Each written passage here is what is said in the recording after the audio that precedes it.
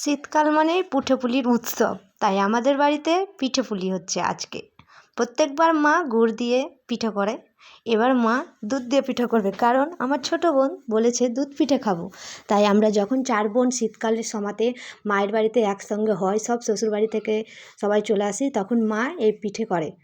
আর কোনোবার হয়তো আমি বা কেউ এক একজন আসে না, তখন মা দিয়ে পাঠায় সবাইকে। আমাদের বাড়ি একটু দূর তো বেশি মায়ের বাড়ি থেকে, তার জন্য সব সময়তে আমাদের একসঙ্গে হয় না, শুধু ওই ডিসেম্বর মাসেই আমরা সবাই একসঙ্গে হয়, সবারই বাচ্চাদের স্কুল ছুটি হয় তার জন্যে।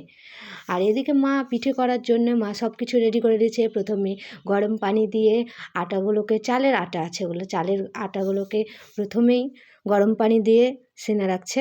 তারপরে মা ওগুলোকে ঠিকঠাক করে রেখে এদিকে মা আটার ডোটা তৈরি করে নিচ্ছে। আর আমাইরা তো খেলে বেড়াচ্ছে ওর দাদা ভাইয়ের সঙ্গে। আর এদিকে হাঁড়ি চেটে চেটে খেয়েছে, ওটা জুলি খেয়েছে হাঁড়ি চেটে চেটে। আর আমি তো এই পিঠে তৈরি করতে পারি না, তাই আমি চেষ্টা করছি পিঠে তৈরি করার। পিসি করে দিচ্ছে, এদিকে জুলিও করছে।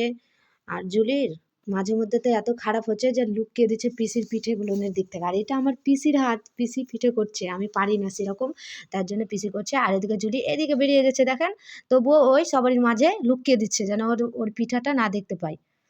খারাপ পিঠে তো, তার জন্য ওই লুকিয়ে দিচ্ছে। এবার আমিও চেষ্টা করলাম একটা, দেখলাম সুন্দর হয়েছে।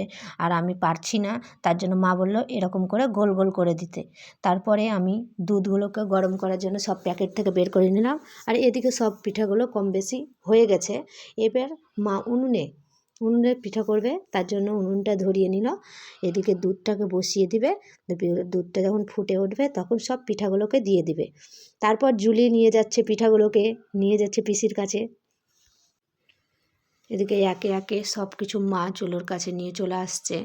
এটা হচ্ছে চালের গুঁড়ো, যেটা যখন হতে লাগবে সব কিছু তখন ওটা দিয়ে দিবে, জানে দুধটা একটু গাঢ় হয়ে যায় তার জন্য দিবে। আর এদিকে তেজপাতা, গরম মশলা যা যা লাগে সব দিয়ে দিল। দেওয়ার পর একটু নাড়িয়ে নিল, দুধটাও ফুটে উঠেছে। তারপরে পিসে চিনিও দিয়ে দিল। চিনি দেওয়ার পরে এবার পিঠাগুলো একে একে সব দিয়ে দিবে।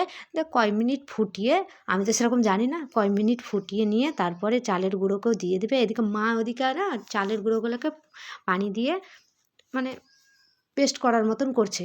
তারপরে মা ওগুলোকে একে একে ঢেলে দিয়ে দেবে। তারপরে তার 10 মিনিট পর পিসি বলল 10 মিনিট পরে নামিয়ে নিলেই হয়ে যাবে পিঠে। তারপরে সব খাওয়ার জন্যে ছোট বাচ্চারা, আর তার আগে খেতে লাগবে আমার দিদি। খেয়ে বলছে দারুণ হয়েছে পিসি।